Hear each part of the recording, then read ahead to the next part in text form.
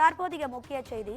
National Herald பண மோசடி வழக்கில் காங்கிரஸ் மூத்த தலைவர்கள் சோனியா காந்தி, ராகுல் காந்திக்கு விசாரணைக்கு எடுத்துக்கொள்ள நீதிமன்றமானது நோட்டீஸை பிறப்பித்திருக்கிறது. மே 8ஆம் தேதி சோனியா காந்தி, ராகுல் காந்தி உள்ளிட்டோர் ஆஜராக வேண்டும் என நீதிமன்றம் உத்தரவை பிறப்பித்திருக்கிறது. இது தொடர்பான அண்மை செய்தியை பார்த்துக் கொண்டிருக்கிறோம். நேஷனல் ஹெரால்டு பண மோசடி வழக்கில் காங்கிரஸ் மூத்த தலைவர்கள் உள்ளிட்டோர் டெல்லி ரோஸ் அவென்யூ நீதிமன்றத்தில் விசாரணைக்கு ஆஜராக நோட்டீஸ் ஆனது பிறப்பிக்கப்பட்டிருக்கிறது. இது குறித்தான கூடுதல் தகவல்களை நமது செய்தியாளர் காவ்யா வழங்க கேட்கலாம். காவ்யா, வணக்கம். உங்க விரிவான தகவல்களை சொல்லுங்க.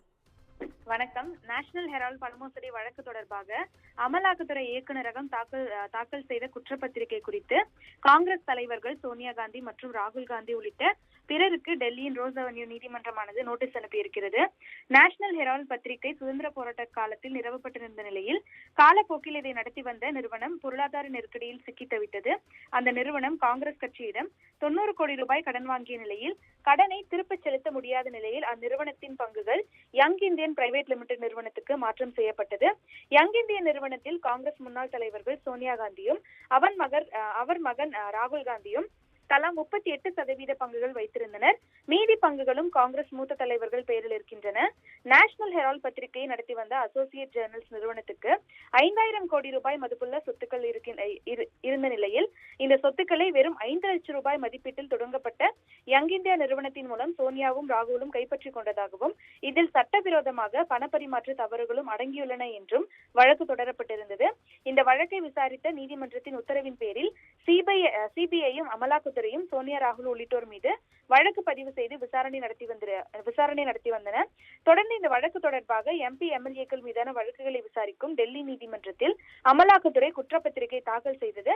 இந்த குற்றப்பத்திரிகையில் சோனியா காந்தி, ராகுல் காந்தி, சாம் பிட்ரோடா, சுமன் துபே ஆகியோர் மீது குற்றம் சாட்டப்பட்டிருந்தது. இது ஆளும் பாஜகவின் அரசியல் சூழ்ச்சி என கூறி நாடெங்கும் காங்கிரஸ் மற்றும் காங்கிரஸ் கூட்டணி கட்சிகளின் சார்பில் முன்னதாக போராட்டம் என்பது நடத்தப்பட்டது. இந்த நிலையில்தான் நேஷனல் ஹெரால்டு பண மோசடி வழக்கு தொடர்பாக இடி தாக்கல் செய்த குற்றப்பத்திரிகையை தொடர்ந்து காங்கிரஸ் தலைவர்கள் சோனியா காந்தி, ராகுல் காந்தி மற்றும் பிறருக்கு டெல்லியின் ரோஸ் அவென்யூ நீதிமன்றமானது தற்போது நோட்டீஸ் அனுப்பியிருக்கிறது. தொடர்ந்து இந்த வழக்கானது மே 8ஆம் தேதிக்கு ஒத்திவைக்கப்பட்டிருக்கிறது.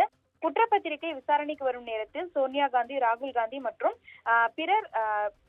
மற்றும் பிறருக்கு விசாரணை நடத்த உரிமை இருப்பதாகவும் நீதிமன்றம் தற்போது தெரிவித்திருக்கிறது.